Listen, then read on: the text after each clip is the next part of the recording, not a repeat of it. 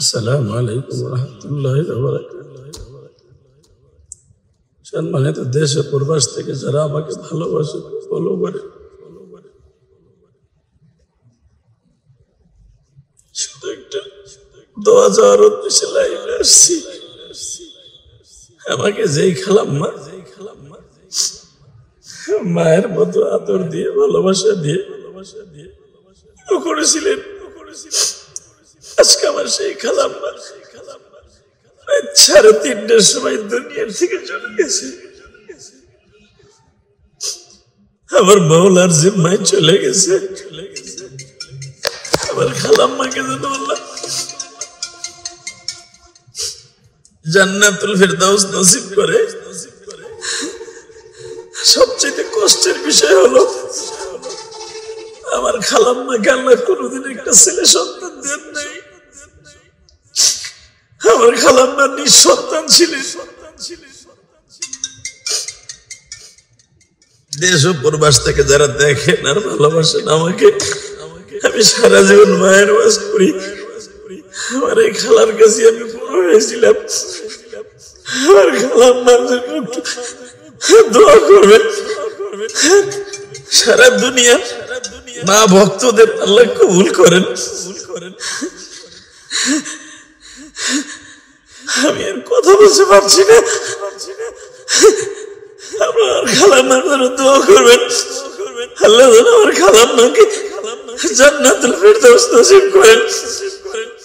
আমার মা যখন মারা যায় তখন আমার 12 বছর বয়স।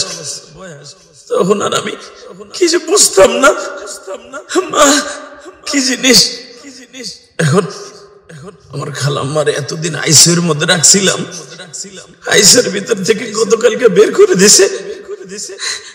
আমার খালাম্মা আজকে রাত 3:30টায় মারা গেছে। দেশ ও প্রবাসে যারা আছেন আমার খালাম্মার দোয়া করার মতো আপনারা ছাড়া, আমরা ছাড়া আর কেউ নাই। আমার খালাম্মাকে জীবনে একটা সন্তান আল্লাহ দান করেন নাই। সারা জীবন নিঃসন্তান ছিলেন।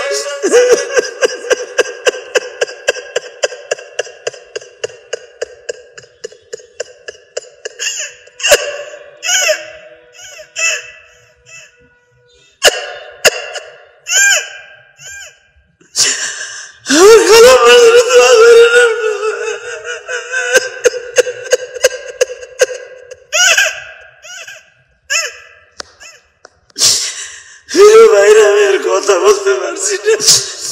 আমার খালাম্মার দোয়া করার মতো আপনারা সারা, আর আমরা 3টা ভাই সারা আর কেউ নাই। আমার খালাম্মা আল্লাহ কোনোদিন একটা সন্তান দেন নাই রে। আপনার আমার খালাম্মার সন্তান সারা বাংলাদেশে, সারা পৃথিবীর আলেম ওলামা আমার খালাম্মার সন্তান। আমার খালাম্মার জন্য দোয়া করবেন। যদি আমাকে কেউ ভালোবাসে থাকেন আমার খালাম্মা কি যেন আল্লাহ মাফ করে।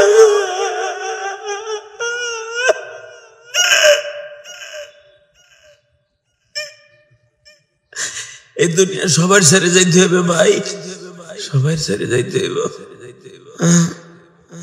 দোয়া করেন ভাই। আমি আর কথা বলতে পারছি না। আমি আমার খালাম্মার জানাজায় আসছি। খালাম্মার লাস্ট এনে দিয়েছি। দোয়া করেন আল্লাহ যেন আমার খালাম্মাকে মাফ করে দেয়।